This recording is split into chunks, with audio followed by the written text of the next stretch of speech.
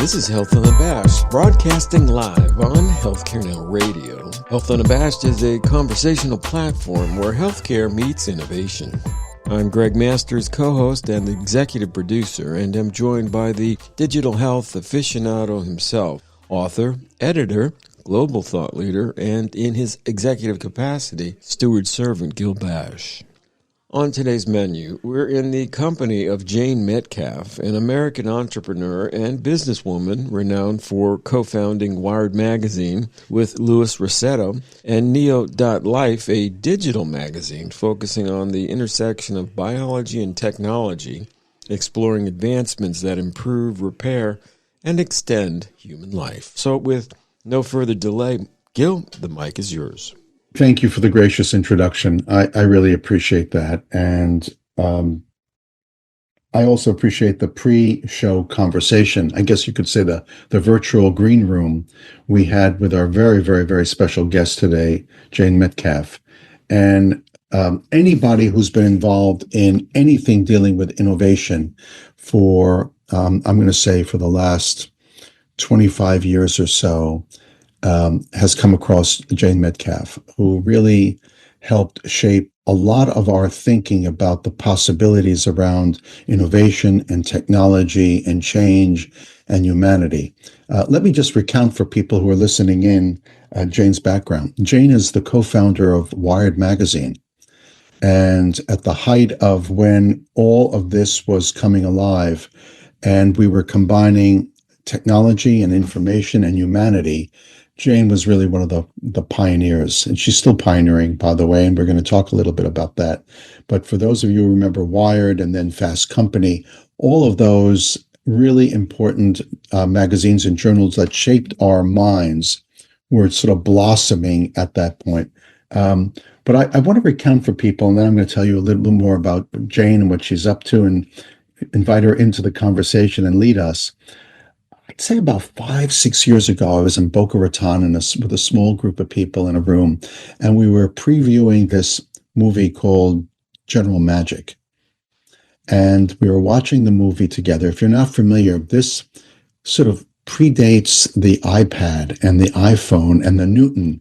I was one of the first ones to run out and get an Apple Newton, if you know what that is. And we were talking about this in the experience of young entrepreneurs. That team, by the way, although they failed miserably in creating the tool, the sort of like the box that they wanted to create, a group of them went on to create PayPal and eBay and the iPod, and eventually the iPhone. I mean, greatness came out of failure. But what really struck me the most, more than the movie, which I highly recommend, was Jane's comment about how she was there in the room interviewing these folks and now those that would follow. And I realized that Jane is much more than an innovator. She's much more as someone who has her pulse on the sort of like the finger on the pulse of innovation. Jane really is the historian of innovation in this nation. She sold Wired. She's gone on to do many, many other things, including actually the maker of artisanal chocolates. Maybe we'll find out about that and how we can get some of those. Jane is right now, well, she also created NEO.LIFE. I bought the book. I went to the symposium at JP Morgan. It was amazing. Jane is an incredible moderator. I've never seen anything like this before. She should really moderate Congress. Maybe we get something done. But she's involved in something right now that I hope she'll also share with us. It's called the Human Immunome Project. I hope I got that right. Well done. I'm getting a thumbs up. And she has a fascinating perspective of how our bodies, the genome, and technology converge. She's right on target. And she's looking at how our smart technologies, I call it augmented implementation. Other people call it something else, AI. But she's looking how these technologies can accelerate our understanding of our biologics and be applied much faster to sustain our well-being and longevity. Jane, you know I'm a fan, big time fan for many years. I'm so thrilled to have you here on Health Unabashed. Well, Gil, thank you so much for such a elegant and laudatory introduction. I'm blushing a little bit. Um, and I'm delighted to be here. I've admired you and your work and your humanity for a long time. And, we met at, among a bunch of pharmaceutical executives. And so you were one of the first people that showed me that, nobody goes into drug development because they are rapacious capitalists. They go into drug development because they're trying to save lives. And I think that's just been a very important thing for me to keep in mind. We have to remember that. I mean, you've been on the push for that. I sort of wanted to just go back for a second, and if you would share with us what it was like to be around the table, with a cup of coffee, with people, sort of like really like, Steve Jobs and all these people who really have created, forget about the technologies they've created. They've created modern society as we know it. And they've actually, I think, I want your point of view on this.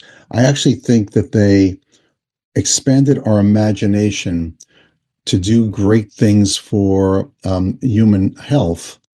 And I don't think that was their intent, but the technologies that they pioneered actually created that platform. I'm probably you were with Bill Gates and Steve Jobs and that whole crew of people at the very generous. And I think that you you inspired them and they inspired you. Tell us a little bit about that. We were blown away.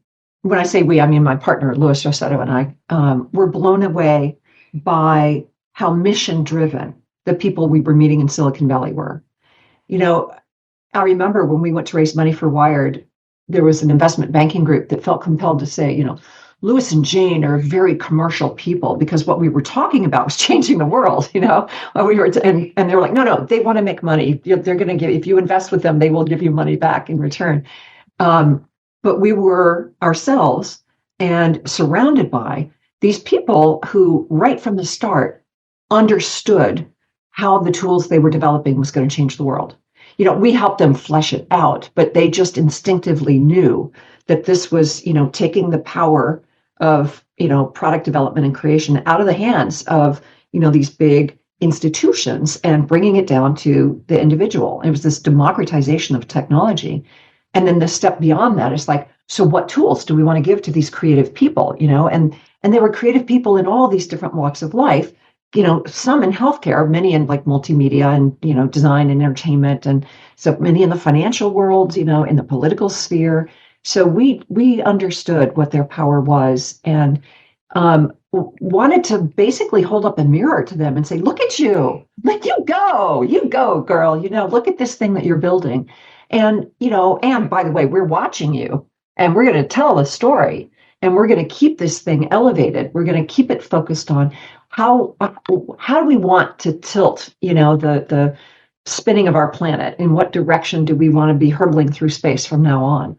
And If you had said to me, if we were like together right now and you said, and we were talking about your title, and someone said to me, Jane is the worldwide head of strategy for Apple or Google or Oracle or whatever, or she is really her responsibility is keeper of the message of this amazing tech company. I would say, well, that's a given. I mean, she chronicled all the messaging of the entire industry, and those back issues of Wired are really like the encyclopedia of technology, and then you make this sort of like you morph into this really global philosopher guide to human health and human science. I'd be curious, what was the catalyst? Because I could have easily seen like there's like the Tim Cook, and at the right at the right side of Tim Cook is Jane Metcalfe, sort of like saying, well, that's off message, that's not who we are, that's not our ethics, that's not our role in society. I could have like seen that at a blink, and yet you've taken all these gifts and given society an even greater gift, which is I'm going to take all my connections, all my knowledge, all my pattern recognition skills, and you dodos out there, I'm going to try to keep you alive longer. What was the genesis of that shift? Well, I got kind of, you know, the simple word would be bored. The more honest word would be disgusted by, just the devolution of the missionary zeal that people had at the beginning of the digital revolution, and how that just morphed into how much more money can we make. And I just, frankly, didn't want to be a part of that. It just was no longer something that was feeding my soul. And in fact, it was having just the opposite effect. And so, we pivoted into making this chocolate factory, which is, kind of random, but not at all random, Tell because us about it. it is not random.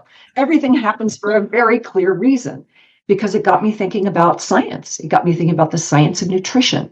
It got me thinking about, chocolate as an ancestral plant, as a sacred plant, but also as a medicinal plant. And it has these incredible compounds in it. It itself is this extraordinary molecule. And so how was it being used for headaches and diabetes and dementia and all these other like cardioprotective factors? And that was just blowing my mind. And then there was the idea of chocolate as a carrier for other things, probiotics, which was what my interest was at the time. And then, of course, psilocybin or cannabis or, whatever.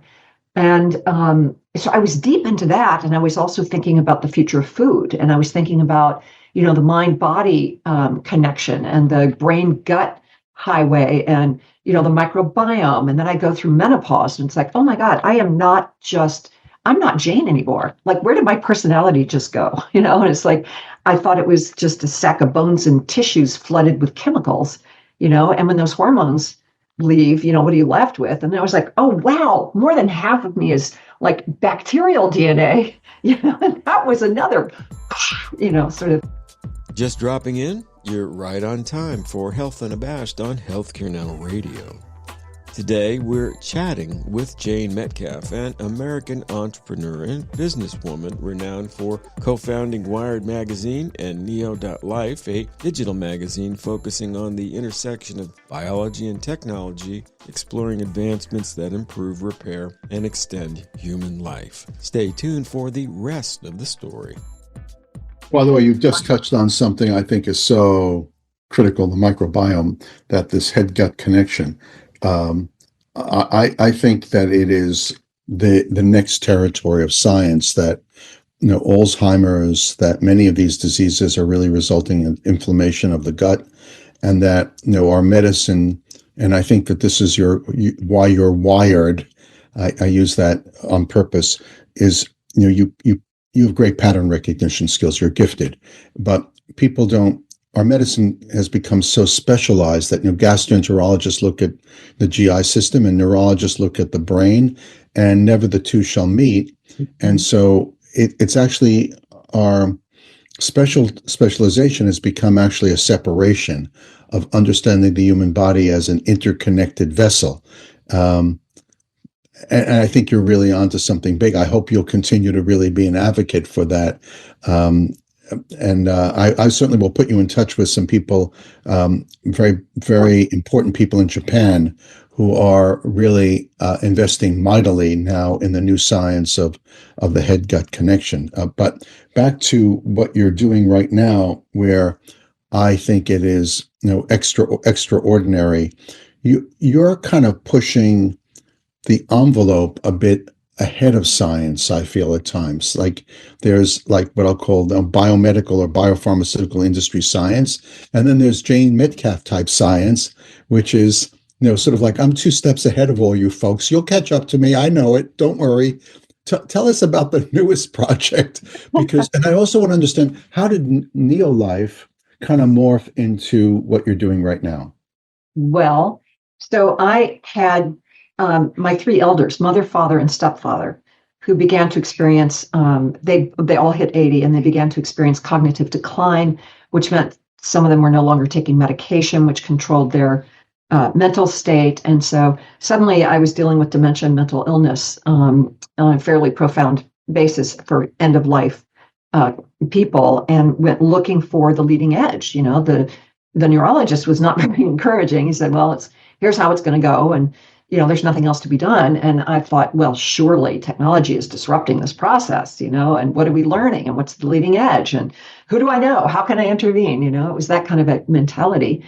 And I discovered this world of people at the leading edge of science. And I went to a conference, again, the Hotel del Coronado, which we talked about earlier, where I was the one telling the neuroscientists something about genetics, and I was telling the geneticist something about the microbiome, and I was telling the microbiome person something about longevity medicine. I was like, who am I with my degree in international relations and my background as a magazine publisher? Who am I to be telling these scientists this stuff? Like, don't you guys talk to each other? No, in many cases they don't. Exactly. And so then I heard about systems biology, and that's what I found so compelling. I myself had a health journey. It took me a couple of years to figure out what was going wrong. And, but, in the end, it was no doctor, because the gastroenterologist said, no, you don't have a tumor. I was like, I didn't come to you thinking I had a tumor. It's like, but you don't. And I said, well, but what do I do now? And she goes, not my job. Like, literally not my job. I'm done. Go back to your GP. And my GP sent me to you. And my GP sent me to you and you and you. And none of these people had any answers for me. And it was like, okay, I'm going to figure this out on my own. But it's because we should not look, and we don't experience health organ by organ, right? It's like, how many different things could be causing my head to hurt? Don't send me to a head specialist, and it's that kind of thinking that I just found so compelling. And so the idea that there is such a thing as a computational systems immunologist, there's a half a dozen of them in the world. I'm exaggerating, but what they're doing is trying to understand the incredibly complex system, which is what we're calling your immunome. So your immunome is made up of all of the molecules and the cells and the tissues and the organs of your immune system. But it also, as a system, interacts with other complex systems in your body, including your omic stack, by which I mean the genome, the epigenome, the transcriptome, the microbiome, the metabolome, the proteome, the lipidome. It interacts with all of those systems, and it interacts with everything outside of our bodies that is influencing your health, whether that be pollution, stress, diet, which we call the exposome. And so you begin to realize we can't possibly understand this, because we can't hold all that information in our heads. We can't possibly start to understand why this person is able to brush off COVID, whereas that person ends up on a ventilator and somebody else has long COVID. Why do vaccines work in 80% of Americans and Europeans, but only 20% in Africans, right? It's like we develop a malaria vaccine that works great in the lab, but it doesn't work where it actually matters, which is on the ground, with the people confronting that disease. How much longer are we going to do this? And, a third of the people, you have a 1 in 3 chance of getting the right chemotherapy. You have a 1 in 3 chance of being the beneficiary of these new immunotherapies for cancer. You have a 1 in 3 chance of getting the right antidepressant. It's basically just guesswork. And, here's what I'm used to doing, so here's what I'm going to do. I have a hammer, you like a nail, so I'm going to bang on you. Medicine is like alchemy. And exactly. I'm just fascinated by this. I will answer sort of a statement you made about, like, you don't have the science background. What am I with my international relations degree, probably from like University of Colorado in Boulder, for instance, hanging out at the Boulderado bar, sort of chatting with people. But unique people like yourself have this capacity to not just absorb information and actually draw it back out of the file system, but actually, connect file systems to file systems. And we often look at people who have initials after their name, could be PhD or MD, for instance, and we assume that those people know everything there is about medicine, or biology. And I think that that's a mistake. I actually do think that someone like yourself, who's been sort of plumbing the depths of data and its application for decades, sometimes see patterns and connective tissue that those people who sort of have been brought up in a certain stream of thought will never ever be able to be expansive enough to see. I don't think we should be at times sort of like led in, sort of like mysteriously like zombies to people who have MDs after their name. Doesn't mean that MDs don't know what they're talking about, but I've often found that sometimes they don't. And then But sometimes like the God Jane bless their Metcalfes of the world expertise. do. But sometimes Jane, I remember going to one of your programs at JP Morgan, it was in a theater way off in, La La Land there, in San Francisco. And you brought aboard a cascade of people who I just thought were just like fascinating. And we're talking about science, human science in a radically different way. I'd be curious to know with where you're going right now. You're a disruptor, but you're a disruptor within the system. You're not disrupting or destroying. Sometimes people confuse the two D words. You're not destroying, but you are disrupting. Where do you hope to go with all this? Well, there are incredible tools that have been developed, that continue to be developed, particularly for measuring our biology at the molecular level. And we have an extraordinary moment now in the world of AI. AI, I remember thinking back in the 80s when I was first exposed to neural networks and, neuro-linguistic programming and, cognitive science and all of that, thinking, wow, this is super exciting. I'm in on the ground floor of, artificial intelligence. And then, of course, the famous AI winter, and we got busy with, multimedia and networking and, web, user-generated content and all these other things. And it was like, whatever happened to those AI people? Now, of course, they are basking in the glory of, the new tools that are coming out fast and furious. And the combination of the data that's getting generated by these new biological measurements with the capabilities that we are seeing emerging on the machine learning front has meant that suddenly we can bring together all of this information as long as we, codify the data first, that our collection and our process and our tagging and labeling of the data is all standardized, which is what we're very focused on. We can actually start to build functional models of the most complex system in our bodies, which perhaps the brain is more complex than the immune system, arguable, but we can actually start to model this. So not only can we quantify, you can say this is the state of your immune system right now. This is not widely available. There's tiny little cohorts of people in places like Palo Alto, that have access to this. We can actually quantify and say, this is your immune state now. We're going to track it over the course of 5 years, and we're going to come in several different times a year. And at certain points, we'll even perturb your immune system to see how you respond. So we're going to create a baseline for people that will enable you to say, okay, this is what my immune system looks like when it's at peace, and this is what it looks like when it's at war.